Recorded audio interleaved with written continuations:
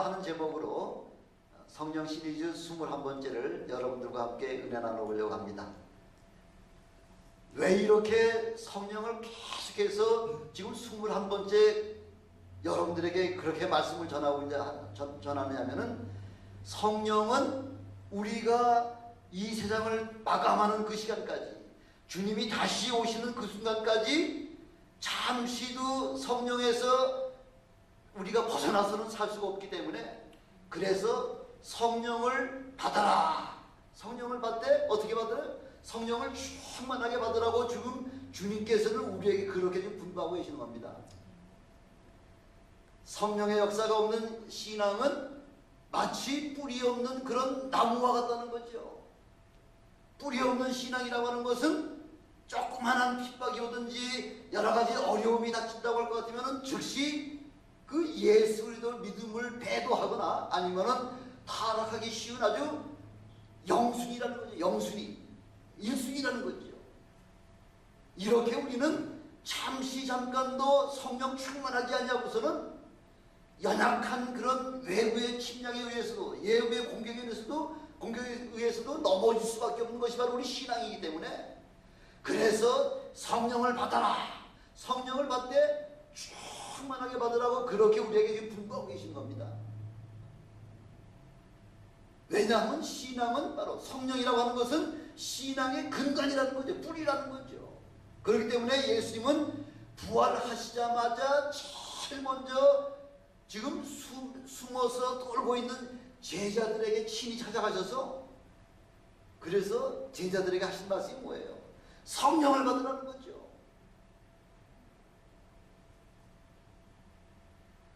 이렇게 성령은 방금 전까지도 성령 충만하지 못하고 성령을 받지 못하기 때문에 예수님께서 당하신 그런 여러 가지 사건들을 지금 우리 주님은 그걸 기억하고 계시면서 제자들을 향해서 성령을 받으라고 지금 말씀하고 있는 거죠.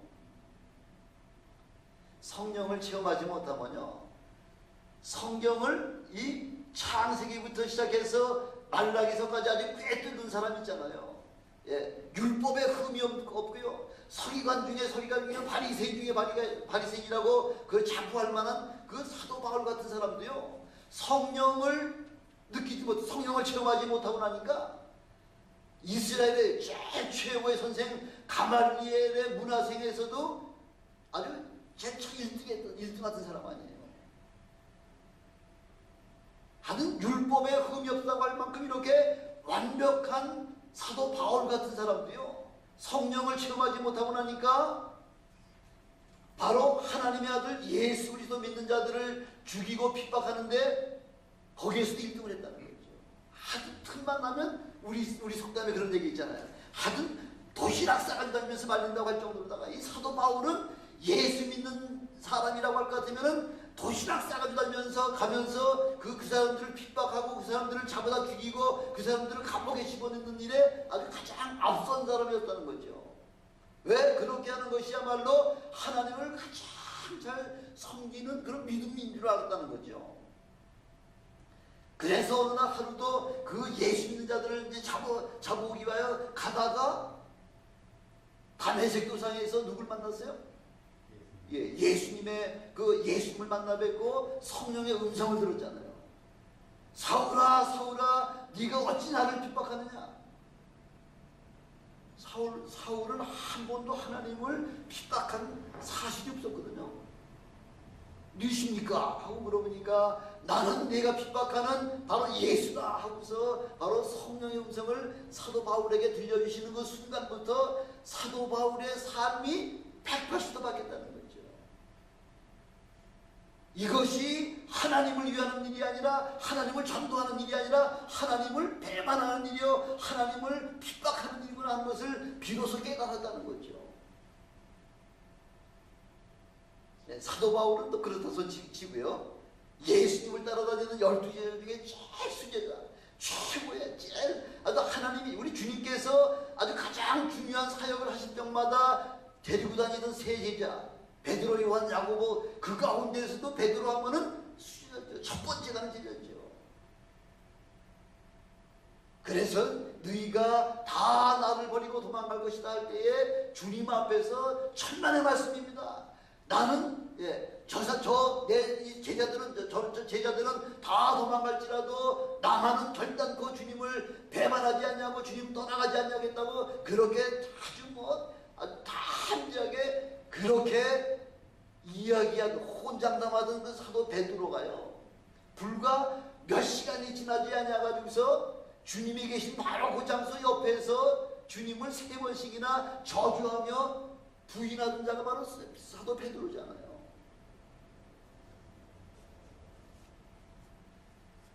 믿음 안에서 성령을 체험하지 못하고서는 세상 없는 믿음의 사람이라고 하고 성경을 아주 창세기부터 요한계시록까지 꿰뚫는 사람이라고 하고 또 예수님의 수제자라고 하더라도 성령을 체험하지 못할 것 같으면 아무것도 아니라는 거죠. 속빈 강정하고 똑같다는 거죠.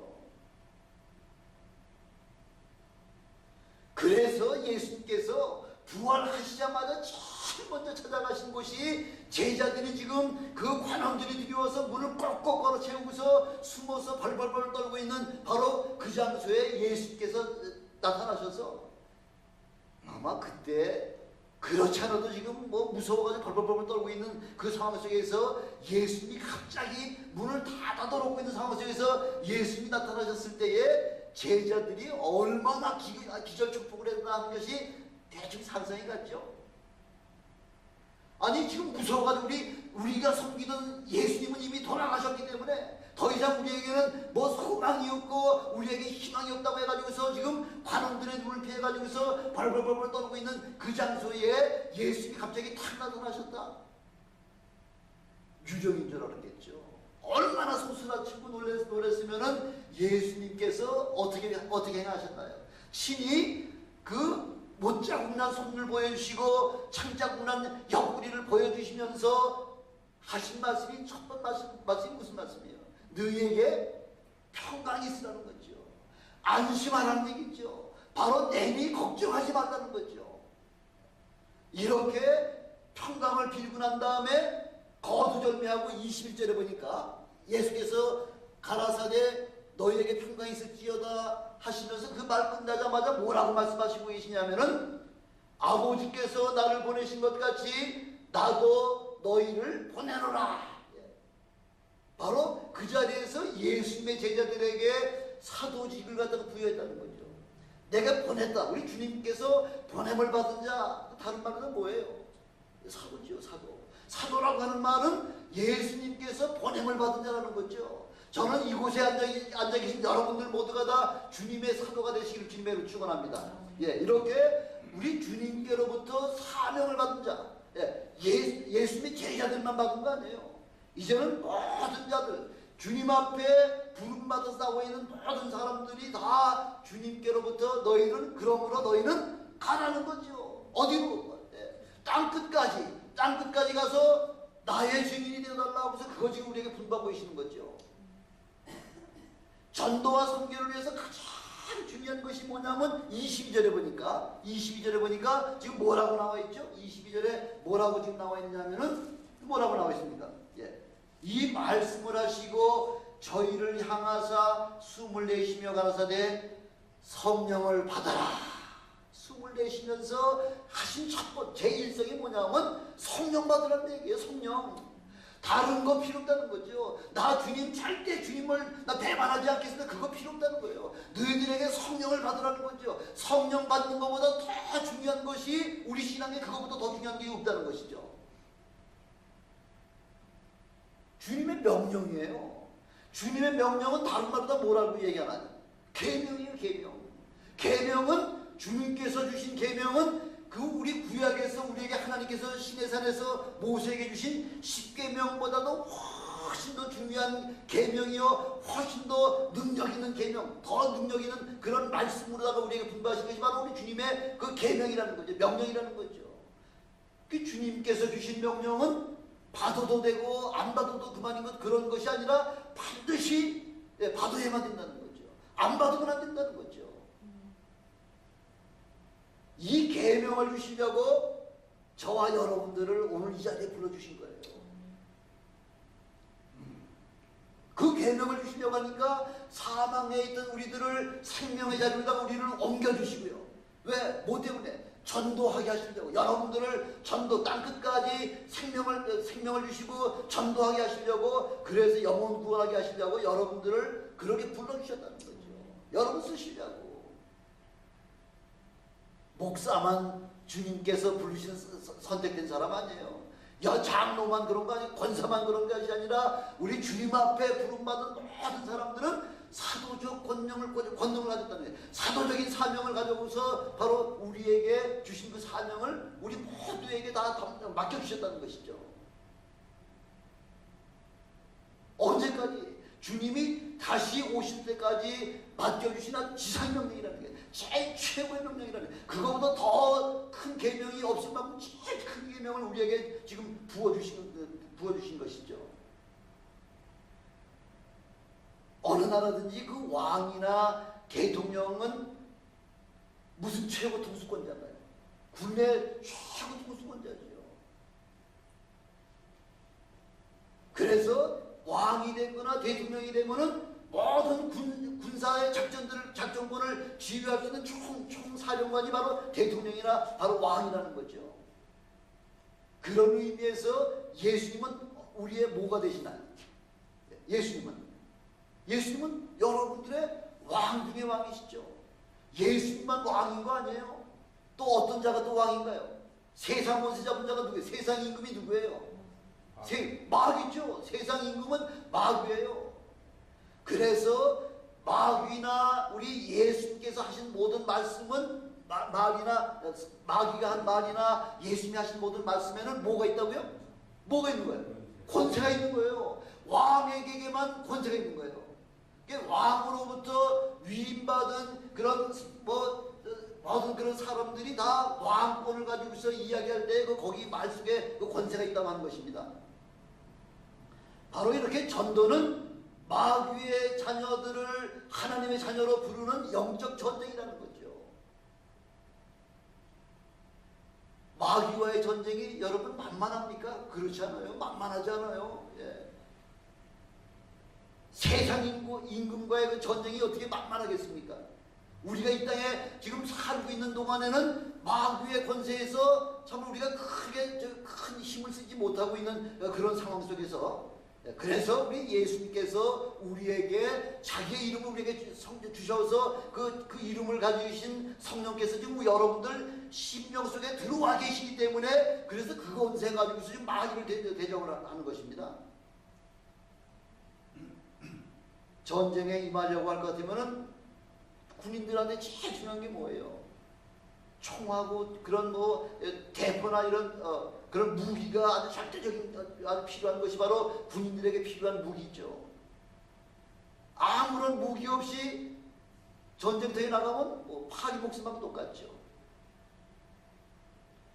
바로 그 폭탄이 바로 뭐냐면 성령의 권능이라는 거죠. 권능.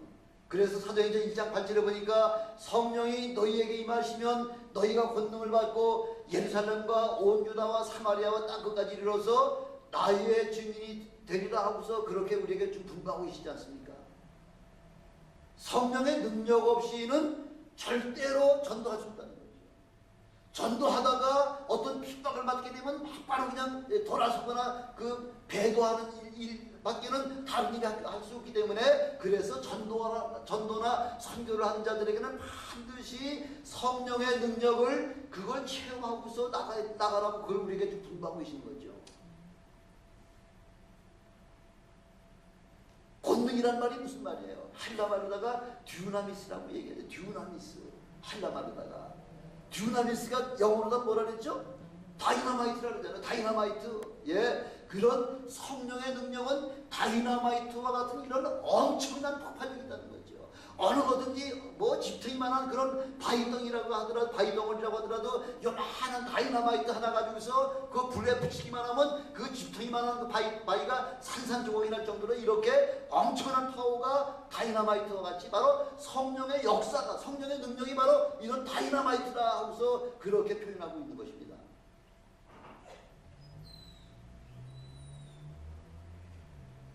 그래서 2000년 전 마가의 다락방에서 시작된 성령의 역사는 지금도 계속되고 있다는 거죠. 2000년 전에 끝난 사건이 아니라 지금 이 시간까지도 성령의 역사는 끊임없이 우리를 향해서 그렇게 능력을 받으라고 우리에게 좀 분부하고 계신 것이죠.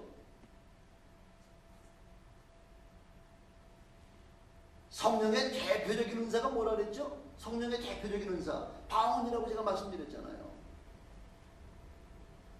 이렇게 방언이나 병 고치는 은사를 못하게 방해하는 그런 자들을 갖다가 성경에서 뭐라고 말씀하고 있냐면 성령 회방죄를 저지른다 그렇게 말씀하고 있는 거죠. 성령 회방죄를 짓고 있는다고 하는 그런 사람은 이 땅에서뿐만 아니라 저 세상에서도 구원받을 재간이 없다는 것이죠.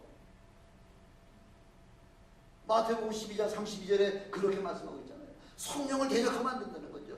예수를 대적하는 자는 다시 회개하고 주님 앞에 돌아올 수 있지만 성령을 회방하는 자만은 다시 돌이킬래야 돌이킬 수 없는 그런 죄이기 때문에 이 땅에서뿐만 아니라 저 세상에서도 구원받지 못한다고 우리 주님께서 분명하게 말씀하고 계시죠. 요즘은 모르겠습니다. 뭐 10여 년 전, 20년 전, 30년 전까지만 해도 뭐 성령의 역사들이 대단했잖아요. 각 교회마다 뭐 하여튼 엄청난 성령의 역사가 일어났는데 요즘은 보면은 많이 역사들이 좀 줄어들고 있죠. 성령이 연약해져서 그렇게 되는 겁니까? 아니에요. 성령 충만하지 못하기 때문에 그래서 성령 충만하지 못하기 때문에 성령의 능력을 많이 발휘하지 못한다고 하는 것이죠. 성령 충만하지 못하면 결국은 뭐가 되는 거예요? 결국은 마귀의 발이 되는 거죠. 마귀 종로를 하게 되는 거죠.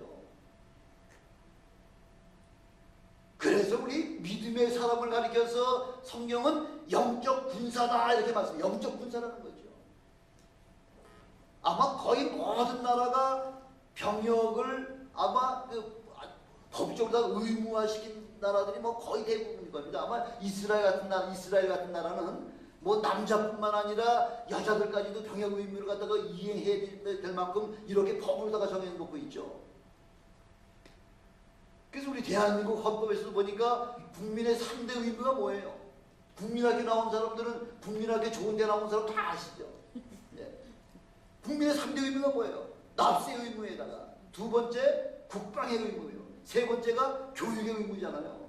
예, 세금은 대한민국 백성이라고 할 거면 누구든지 다 세금을 내야 된다는 거죠. 수입이 있는 사람은 다 세금을 내야 되고 그 세금 가지고서 그 국방비가 어마어마한 그 국방비를 갖다가 나라를 지키고 백성들의 생명을 지키기 위해서 어마어마한 그 군비를 갖다가 지금 다 지불하고 있죠. 어느 나라든지 마찬가지로요.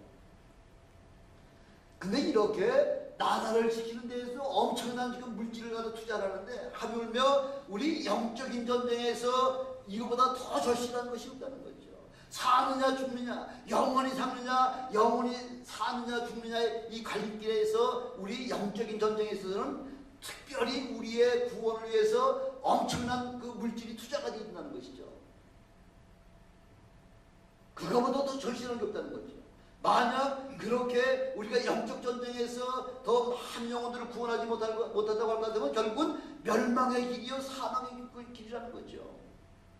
만약 우리 주님께서 여러분들을 불러가지고 지금 성령의 능력을 받아라 그리고서는 땅 끝까지 나가서 내 증인이 되어달라고 그렇게 분부하셨음에도 불구하고 내까짓 게 뭘 합니까 하고서 전도의 일을 기피하게 될 것 같으면은 에스겔서에서 보니까 뭐라고 말씀하고 있죠? 그 핏값을 너에게 쳤겠다는 거죠. 너희에게서 그 핏값을 전도하지 내가 전도하지 아니하 해가지고서 그 사람이 멸망의 길로 갈 것 같으면 그 핏값을 너에게 쳤겠다 하고서 그렇게 주님께서 우리에게 경고의 말씀을 해주시잖아요. 무서운 말씀이죠. 만약 내가 전도해야 될 사람을 전도하지 못할 것 같으면 그 핏값을 누구한테 받는다고요? 나한테 찾으시겠다는 거죠. 두렵고 떨리는 말이죠. 그 사명을 바로 저와 여러분에게 맡겨주셨다는 거죠. 창세 이래 그 아담 이후부터 지금까지 시작해가지고 지금까지요. 아마 구원받은 자를 그 퍼센테이지로 따질 것 같으면은 얼마쯤 될 것 같습니까? 뭐 한 1%는 될 것 같습니까? 천만의 말씀이에요.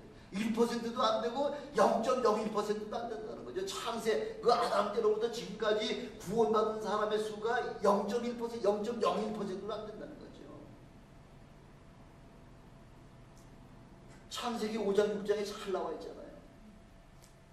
노아의 때에 그 전 세계에 수십억 되는 그 인구 가운데 전도를 얼마나 오래 했습니까? 바로 노아가 100년 동안 배를 지면서 산 꼭대기에서 배를 만들면서 바로 너희들 회개하고 하나님께로 돌아와라. 너희 회개하지 아니할 것 같으면 그 홍수로 말미암아 온 인류를 다 멸망시킨다고 하셨다 하고서 100년 동안 노아가 그렇게 외쳤잖아요. 노아만 외쳤습니까? 노아의 할아버지 이름이 누구죠? 노아 할아버지 이름이 누구예요? 무두셀라죠. 무두셀라는 그 이름을 하나님께서 무두셀라라고 이름 지어주셨는데 내가 죽는 날 온 세상을 심판하실 것이다. 그게 바로 무두셀라의 이름의 뜻이라는 거죠. 네가 죽는 날이 온 세상을 심판하실 날이요. 그러면 무두셀라는 나면서부터 계속해서 내가 죽는 날이 바로 이 세상의 종말이요 하고서 계속해서 외쳤을 거 아니에요. 얼마 동안 무두셀라가 나이가 몇 살에 죽었나요? 969살. 예, 969살. 성경에서 인류 역사상 제일 오래 산 사람이 무두셀라잖아요. 예, 969년 동안 무두셀라가 나 죽으면 이 세상 이제 멸망이요. 예, 이 세상에 심판이 닥칠 테니까 너희들 회개하고 하나님 앞에 돌아와 하고서 그렇게 외쳤을 거 아니에요. 얼마 동안? 예, 대략 1000년이죠. 969년이나 1000년이나 마찬가지예요. 1000년 동안 무두셀라가 외치고요. 그 손자 노아가 그렇게 외쳤음에도 불구하고 구원받은 사람 몇 사람이에요? 예? 8사람. 예, 온 인류 가운데 구원받은 사람은 오직 노아의 8식구밖에 없었다는 거죠. 노아의 세 아들과 하고 세 자부하고 6에다가 노아 부부하고 8식구밖에는 예, 구원받은 사람이 없었다는 거죠. 그렇게 아무나 구원받는 거 아니에요. 여기 계신 분들은 바로 주님께서 얼마나 여러분들의 영혼을 사랑하셔서 여러분들을 친히 불러주시고 여러분들을 구원시켜 주실 뿐만 아니라 여러분들을 이제는 사도로 불러주셨다는, 사도로 나가서 복음 증거하라고 하는 그 엄청난 권세를 성령과 더불어 함께 주셨다는 거죠. 이런 권세를 어디서 받을 수 있습니까?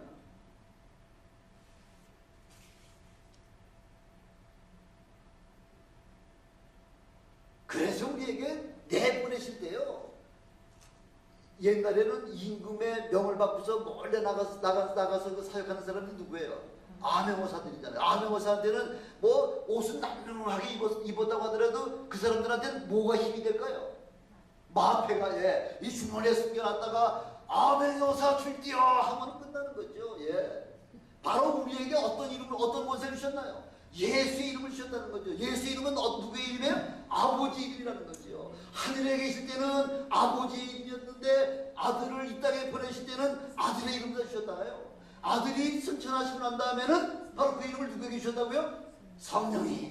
성령께서 내 이름으로 보내실 성령, 그 성령이 너희에게 임하시면 예수의 이름으로 바로 성령이 우리 안에 들어와 계시면은 그 능력 가지고서 우리의 모든 사역을 감당할 수 있는 능력을 주신다는 것이죠. 그래서 지금 성령을 받으라는 거예요. 성령을 받지 않냐고는 그 능력을 우리가 나타낼 수가 없기 때문에 성령으로 이 성령의 예수의 이름으로 다 성령을 받아야지만 비로소 아무 데 나가서 마귀와의 전쟁에서 넉넉하게 승리할 수 있는 그런 권세를 갖게 된다고 말씀하고 있지 않습니까? 바로 이런 전능하신 그 이름으로 하나님의 모든 계획을 이루시기 위하여 예수를 보내셨는데 하나님은 어떤 분이라고 말씀드렸는데 메스터 플래너예요. 아주 전 우주 만물의 모든 계획을 하나님께서는 계획하시는 분이시고요.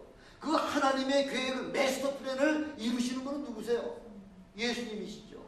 예수님이 오셔가지고 그 모든 사역을 다 이루셨다고 예수님 말씀하셨잖아요.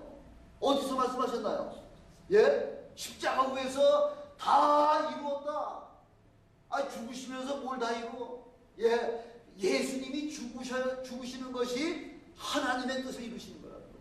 아직까지 한 가지 남긴 남았지만은 그 죽는 순간까지는 우리 하나님의 계획하신 모든 그 메스터 플랜을 완전하게 예수님으로 말미암아 다 이루셨다는 거죠. 한 가지도 빠짐없이 다 이루셨잖아요. 그래서 그 한 가지까지도 그 이루시기 위해서 십자가에서 무슨 말씀하셨다 그랬어요?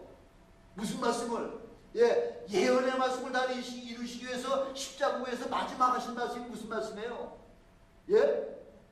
내가 목마르다. 1, 2분 후에 돌아가실 분이 목마르고 어떻고 안 마르고 드실 거예요. 그러나 목마르다 하셔서 그 신포도주를 마셔야지만 그게 모든 예언의 말씀을 이루시는 분이고 바로 그분이 메시아라는 거죠. 바로 그분이 그 피로 말미암아 우리의 모든 죄의 문제를 해결하실 바로 구세주시라는 거죠. 그래서 요한 1서 3장 8절에 보니까 하나님의 계획이 아주 구체적으로 나타나지 않습니까? 하나님의 아들이 나타나신 것은 마귀의 일을 멸하려고 이 땅에 오셨다. 마귀의 권세, 그 마귀는 세상 임금이고요. 예수님은 이 우주 만물의 왕중의 왕이시잖아요. 그 왕과의 지금 대결에서는 그 상대방을 이기려면 어떻게 하면 이길 수 있나요? 어떻게 하면 그 상대방의 그 권세를 꺾으면 이길 수가 있나요? 여러분 옛날 그 전쟁할 때요. 왕이 무릎을 꿇고 내가 항복했습니다. 그러면 왕 하나가 무릎 꿇고 항복했습니다 하면은 그 나라 전체가 그 적국에 들어가는 거죠. 바로 우리 예수님께서 마귀를 꺾을 수 있는 권세가 뭐예요? 어떤 권세예요? 어떤 권세로 말미암아? 사망 권세죠. 마귀가 가지고 있는 제일 최고의 권세는 다 사람을 죽이는 거죠. 육신의 몸을 입고 이 땅에 온 이상은 누구든지 다 죽어야 되잖아요. 그게 마귀가 가지고 있는 제일 최고의 권세라는 거죠. 그게 마귀의 권세를 일단 예수님은 육신의 몸을 입고 오셨기 때문에 일단 죽으셔야 되는 거예요. 안 죽으시면 안 되는 거예요. 그 죽으실 때 피 흘려가지고 죽으셔야지만 그분이 참 메시아라는 거죠. 그래서 예수님이 십자가에 죽으시는 그 순간에 마귀는 아주 회개를 불렀다는 거죠. 드디어 네가 하나님의 아들이라면은 이 돌 가지고 떡 한번 만들어 먹어봐. 네가 하나님의 아들이라고 같으면은 저 성전 위에서 한번 뛰어내려봐. 네가 하나님의 아들이거든 내게 전 한번 해봐. 내가 세상 모든 권세를 내게 주게 하고서 그렇게 마귀와 예수님과의 그 싸움에서 거기서도 마귀가 예수를 이기지 못했잖아요. 이제는 예수께서 십자가에 죽으심으로 말미암아 마귀가 드디어 내가 승리했다 이렇게 생각할 때에 사흘만에 우리 하나님께서는 죽은 자 가운데서 살려주심으로 말미암아 부활시키심으로 말미암아 사망 권세를 깨뜨리고 승리하시는 주님을 믿으시는 주님으로 축원합니다. 이렇게 우리 주님은 엄청난 하나님의 계획을 완벽하게 다 이루어오셨다는 거죠. 빠짐없이 완벽하게 이루어오셨다는 거죠. 아니 그러면 우리 예수님께서 온 세상의 권세를 다 잡아놓은 것 같으면은 예수님 이름으로다가 그 천사만 하나만 보내기만 하면 온 세상을 다 구원할 수 있잖아요. 사람들 구원하는 거 뭐 0.01% 정도가 아니라 99.99% 우리 주님께서 원하시기만 하면 다 구원할 수 있음에도 불구하고 주님은 그거 안 하셨다는 거죠. 왜? 그 모든 구원하는 권세를 누구에게 주셨어요? 저와 여러분에게 주셨다는 거죠. 그래서 여러분에게 하셔서 많은 영혼들을 우리 주님 앞으로 인도하기만 하면은 우리 하나님이 잘했다 칭찬해 주신 거고요. 만약 못하면은 바깥 어두운 데 내보내서 이를 갈면서 통곡하면서 이를 갈미 있으라고 하고 주님께서 말씀하고 계시잖아요. 그 상급 받는 일이냐 아니면은 그 차가 바깥 어두운 데 나가서 이를 갈면서 하나님을 원망하는 일이냐 이 두 가지 길은 바로 우리의 하는 사역을 따라서 그렇게 하나님이 벌 주시기도 하시고 상 주시기도 하신다는 걸 우리에게 맡겨주셨다는 거죠. 모든 권세는 이제 우리에게 달려있다는 거죠. 예수님의 공로 때문에 이제는 온 인류가 다 은혜 안에 들어왔지 않습니까? 다 구원의 반열에 참여했지 않습니까?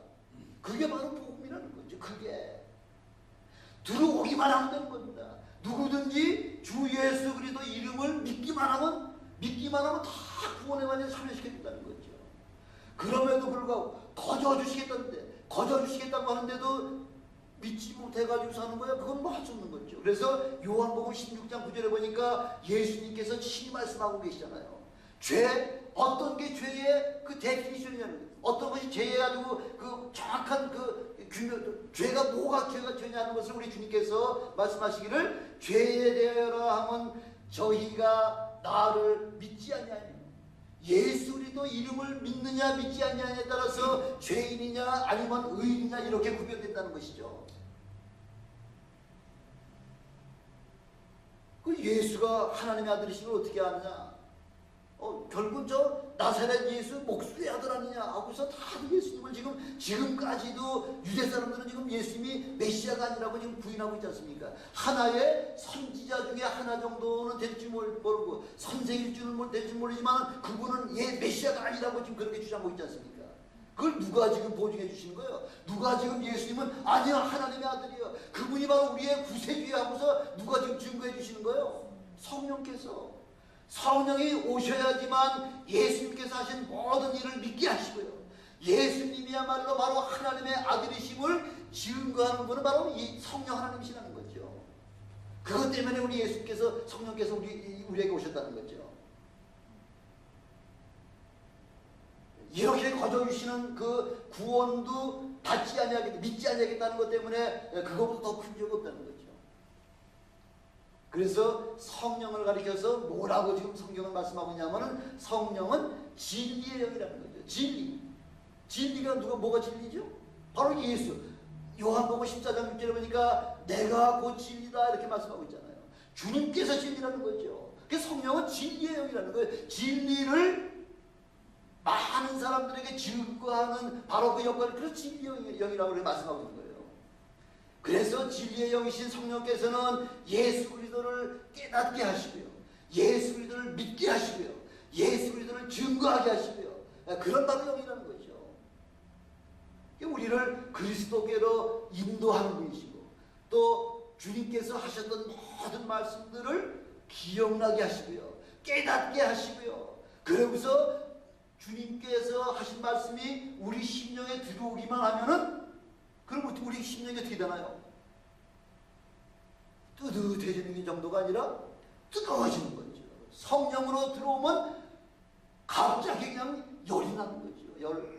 가만히 있지 못하죠. 가만히 있지 못하면 어떻게 되나요? 뛰어나가서 너희가 죽인 예수를 우리 하나님이 살리셨다고 하고 담대히 예수 그리스도의 주인이 되는 역할이 바로 성령이 임하시면, 성령이 임하시지 않으면 그러면 말하고 싶어도 말이 나오지 않는데요. 성령을 받지 못하면 하나님을 아버지라고 부르고 싶어도 어떻게 아버지라고 불러서 아버지라는 소리가 입에 나오지 않는 거죠. 그래서 마태복음 28장 20절에 마지막 절에 뭐라고 말씀하고 계시냐면, 주님께서 볼지어다 내가 세상 끝날까지 너희와 항상 함께 있겠다는 거죠. 주님은 무슨 승천하셨는데, 승천하시고 나자마자 막바로 열흘 만에 성령을, 예수의 이름으로 성령을 우리에게 보내주셔서 세상 끝날까지 너희와 항상 함께 해주시겠다는 거죠. 하나님이 여러분과 함께 하시면 능치 못할 일이 없죠. 그러니까 다 함께한 거죠. 그냥 관원이 무서워가지고 숨어 다니는 사람이 성령이 들어오고 나니까 다 함께하게, 내가 너희 말 듣는 것보다 하나님 말씀 듣는 것보다 너희 말 듣는 것이 옳은가 한번 알아봐, 생각해봐라. 관원들아 하면서 관원들을 향해서 오히려 훈계하는 거예요. 그 관원들을 향해서 지도하는 거예요. 너희가 죽인 그 예수를 우리 하나님이 살리셨도다. 오히려 지금 죄인으로 신분으로 와가지고서 오히려 그 대제사장과 서기관과 장로들을 향해서 아주 재판을 하는 거예요. 재판. 야, 이게 뭐 앞뒤가 바뀌어도 유분수죠. 죄인의 신분인 그 베드로가 그 관원들 앞에서 수백 명 앞에서 그냥 강하게 외치는 것이 누구 힘으로? 성령이 함께 하시면, 성령이 하시면 그냥 속에 있는 말 두려움이 없다는 거죠. 다 함께 말할 수가 있다는 거죠. 예수님께서 마지막 기도하신 데가 어디예요? 겟세마네 동산이잖아요. 겟세마네 동산이라고 하는데, 거기서 겟세만이라고 하는 그 의미가 뭐냐면요, 아주 쥐어짠다는 거예요. 쥐어짠다는 거. 겟세마네 동산에 뭐가 많기 때문에.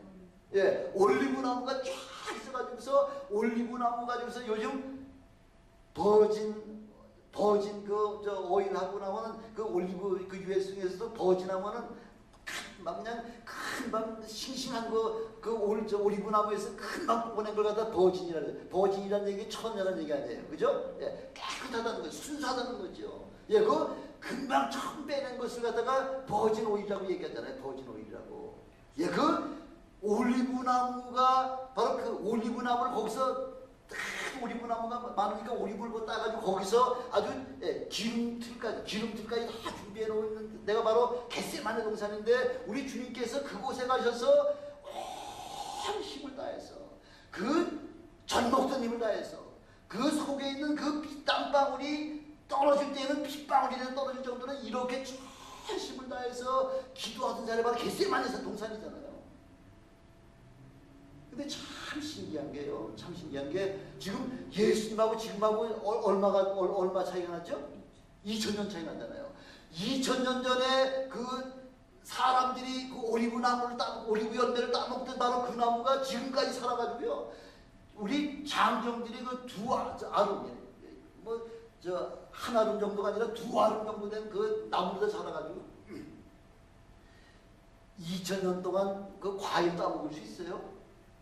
예, 보통 사과나무 같은 것도 수령이 한 30년 정도 따먹으면 실컷 다 따먹은 거예요. 근데 올리브 나무만큼은, 이 올리브 감람나무만큼은 지금 2000년 전에 예수님 당시에 그 따먹던 올리브 나무가 아직도 그 사람의 큰 나무가 돼가지고서 아직까지도 거기에서 많은 올리브 열매를 따가지고서 지금 사람들이 먹고 있다는 거죠.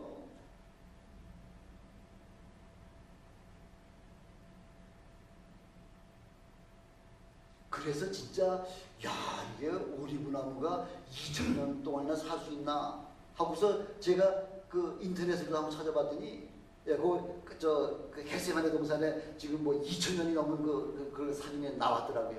근데 누가 가서 물어보니까 예루살렘에 있는 겟세마네 동산에 있는 나무나 한 2000년 되죠. 여기서 1시간 거리, 2시간 거리 나가면은 수령이 3000년 된 나무, 6000년 된 나무가 있다는 거죠. 올리브 나무에는 노목이 없다는 거죠. 고목이 없다는 거죠. 몇 천년 됐는데도 거기서 올리브 열매를 따먹을 수 있다는 거죠. 이 사실을 보면서 우리 주님께서 2000년 전에 승천하시면서 감람산을 승천하셨잖아요. 승천하실 때도 승천하시면서 늘 예루살렘을 떠나지 말고 하나님께서 주시기로 약속하신 그 성령을 받기까지는 예루살렘을 떠나지 말고 전심을 다해서 기도하라. 그래가지고서 전심을 다해 기도하다가 열흘 만에 성령의 은사를 받았을 때에 그 수많은 사람, 수많은 사람이 아니라 120명의 문도가 성령의 충만함을 받아가지고서 그때부터 교회가 시작되고 그때부터 전도가 시작되고 그때부터 선교가 시작돼가지고서 온 세계에 전파돼서 마침내 저와 여러분에게까지 복음이 전파되지 않았습니까? 바로 그 당시 2000년 전에 역사하셨던 그 성령의 역사가 2000년이 지난 지금도 동일하게 역사하신다고 하는 사실이 있죠. 이 올리브나무 열매를 통해서도 우리에게 그 교회를 주셨듯이만 이렇게 성령의 역사는 2000년 전 그 역사하셨던 성령의 역사는 오늘 이 시간에도 저와 여러분들에게 놀랍게 역사하시기를 주님의 축원합니다. 성령을 전적으로 의지하고 사모하는 사람들에게는 성령의 역사가 나타나게 도와주실 뿐만 아니라 시대가 지나고 그런 과학이 발달되고 환경이 변했다고 해가지고서 성령의 역사가 변화가 되는 게 아니라는 거죠. 요한계시록 3장 20절에 보니까 볼지어다 내가 문 밖에 서서 두드리노니 누구든지 내 음성을 듣고 문을 열면 내가 그에게로 들어가 그로 더불어 먹고 그는 나로 더불어 먹으리라. 구원받는데 특별하게 엄청난 그 짐을 여러분에게 주어주신 거예요? 아니에요. 지금 바깥에서 누가 여러 전도자들을 통해서 여러분들을 지금 찾고 계실 때에 마음의 문을 열면 된다는 거죠. 마음의 문만 열기만 하면은 주님께서 문 열어놓은 그 문으로 다 들어오셔가지고서 그는 너와 더불어 먹고 나는 그와 더불어 먹는다. 예, 우리 주님과 교제하는 그런 여러분들이 되시기를, 주님과 깊은 교제가 있으시기를 주님의 축원합니다. 주님과 깊은 교제가 있는 사람일수록 하나님의 성령의 역사가 풍성하다는 거죠. 근데 마음의 문을 열지 못하는 사람이 있어요. 뭐 때문에? 왜 마음의 문을 열지 못할까요? 이렇게 구원이 쉬운데 왜 마음의 문을 못 열까요? 네, 의심하기 때문에. 니까지 무슨 하나님이냐는 거죠. 너는 저 갈릴리 나사렛 목수의 아들 아니냐? 내가 너희 어머니도 알고 너희 동생들 알고 너희 다 아는데 네가 어찌 하나님께로부터 왔느냐고 하느냐? 믿지 의심하는 거죠. 그래서 믿지 못하는 거죠. 아니면은 두 번째 또 믿지 못하는 것은 마음의 교만 때문에 그렇다는 거죠.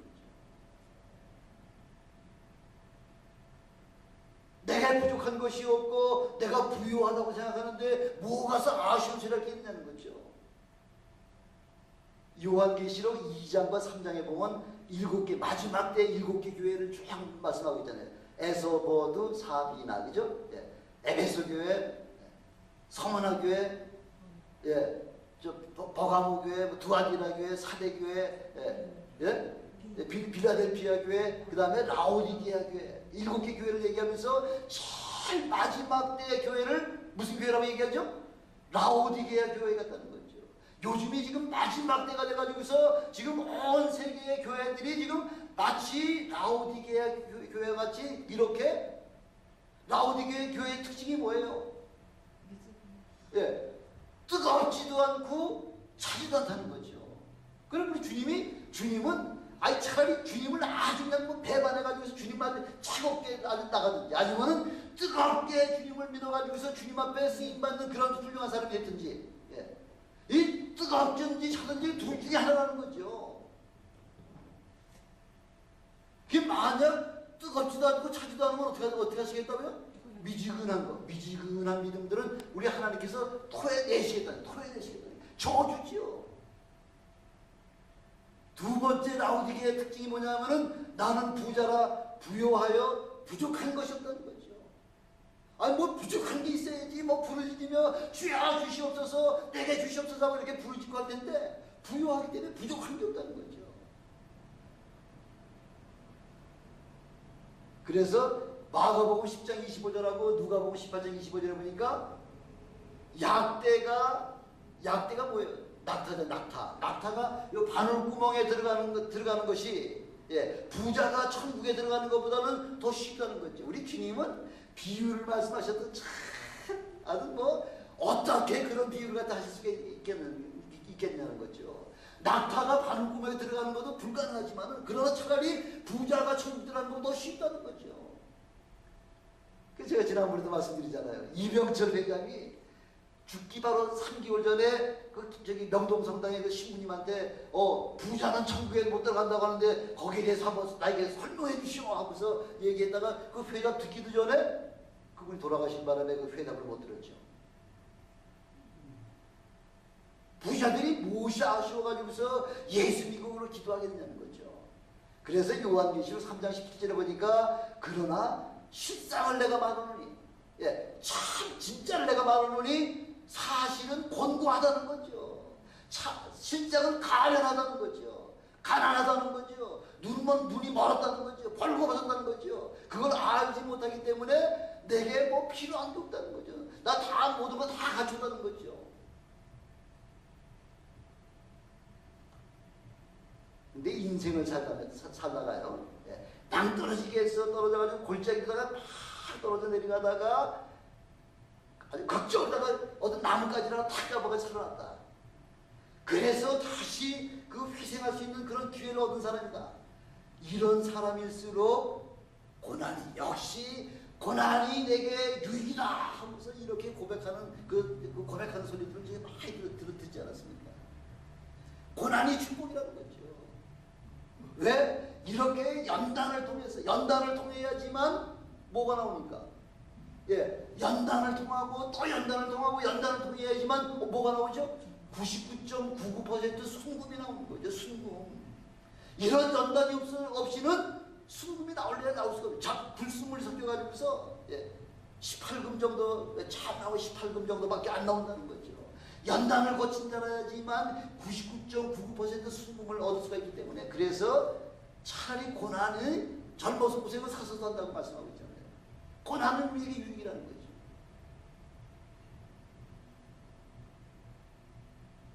이렇게 성령의 음성을 듣는 일에 마음의 문이 활짝 열리시기를 주님의 다시 한번 축원합니다.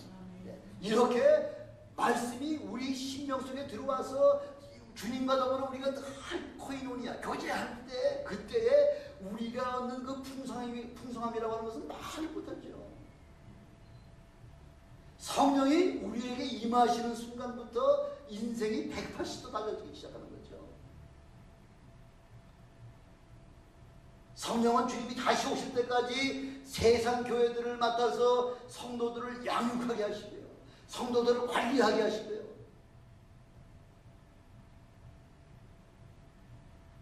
그럼에도 불구하고 마귀가 완전히 다 끝난 건 아니에요. 네, 모든 권세가 예수 그리스도의 그 사망 권세를 이김으로 말미암아 마귀의 권세는 꺾어놨지만은 아직까지 재판받은 거 아니잖아요. 아직까지 형벌을 받는 거 아니잖아요. 형벌 받을 때는 언제가 형벌 받는 날이에요? 주님이 다시 오시는 날까지 이 세상 흑암 권세 속에 가둬놔가지고서 그 주님이 다시 오시는 날 세상에서 건져다가 어디로다 주신다고요? 어디로다가 넣으신다고? 무저갱으로다가 펄펄 끓는 무저공석에 들어갈 때까지 잠깐 동안 놓아놓고 있는 거죠. 사형 언도받았다고, 사형 그 구형을 언도받았다고 해가지고서 금방 죽는 거 아니잖아요. 그 안에서, 감옥소 안에서 그 최고의 제일 아주 의른 노릇하잖아요, 그 사형수가. 그래서 눈 하나만 그냥 옮기기만 하면 뭐 발발발발 떤다잖아요. 막 오줌을 다 절려 싼다잖아요. 왜? 언제 살인자가 나를 또 죽일지 모르니까. 왜? 오늘은 어떤 놈 눈가리를 파낼까 그런다잖아요. 사형수가. 자기 마음에 좀 뭐 마음에 좀 거시는 게 있으면은, 예, 오늘도 마음도 좀 시원찮은데 오늘 누구 눈을 파낼까 이런 데잖아요.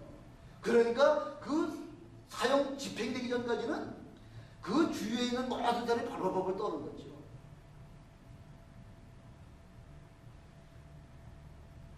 그래서 주님 재림하실 때까지는 지금 아주 마귀들이 반항을 하는 거죠. 마귀 반항을 해요. 그래서 우는 사자와 같이 삼킬자를 찾고 있다고 그러잖아요. 온갖 거짓과 미혹과 그런 유혹을 통해 가지고서 영혼들을, 그 하나님의 사람들을, 영혼들을 사냥하러 다니기도 하고요. 이렇게 지금 마지막 순간이 되니까 온 세상이 지금 어떤 상황이에요? 온 세상이 어떤 상황이에요? 마지막에 가서 보니까 아주 칠흑 같은 밤이죠. 칠흑 같은 밤이라고 우리가 그냥 뭐 그 맹독 있을 겁니까? 아니에요. 예, 칠흑 같은 밤이라고 하는 이야기는 바로 뭐가 있다는 얘기예요. 잠깐 후에는 여명이 찾아올 것이고, 하나님의 영광의 그 놀라운 빛이 우리를 향해서 찾아오실 그 하나님의 주님의 재림의 소망 때문에 여러 가지 어렵고 힘든 과정들을 넉넉히 이길 수 있다는 거죠. 아니, 잠깐 후에 주님으로 말미암아 받을 그 상급을 생각하면은 지금 당장 이렇게 어려우고 힘든 그 과정이 있다고 하더라도 우리는 희망이 있습니다. 그러니까 넉넉하게 이길 수가 있다는 거죠. 그래서 고린도전서 12장 13절에 보니까 성령으로 세례를 받은 자들은 다 한 성령을 마시게 하겠다는 게 아니에요. 성령을 마시게 하겠다는 거죠. 여러분, 공기를 눈으로 보고 마시는 분 계세요? 예, 공기를 눈으로 보고 마시는 것이 아니라 우리가 호흡을 하는 동안에 우리 공기가 들어오듯이 우리가 우리 주님 안에, 은혜 안에 들어오기만 하면 한 성령을 다 여러분들에게 마시게 하겠다는 거죠. 신령한 성령을 마시게 하게 되면 우리의 삶이 어떻게 되는 거예요? 우리 삶은 신령한 삶을다가 그렇게 변화가 될 수 있다고 하는 것이죠. 변화를 받을 수 있다고 하는 것이죠. 그래서 우리 주님께서 오늘 뭐라고 말씀하고 계시냐면요, 너희는 성령을 받아라. 성령 받으라는 거예요. 언제까지? 주님 오시는 그날까지 또 항상 한번 받은 거 가지고서 그날까지 안 되는 거예요. 또 성령 충만하기 위해서는 또 기도하고요. 또 기도하고 또 떨어지기 시작하면 또 다시 또 깨어서 주님 앞에 기도하면서 늘 성령 충만함을 채우셔서 주님 오시는 그날까지 여러분 제자의 삶을 사시는, 승리하는 삶을 사시는 여러분이 되시기를 주님의 이름으로 축원합니다. 기도하시겠습니다.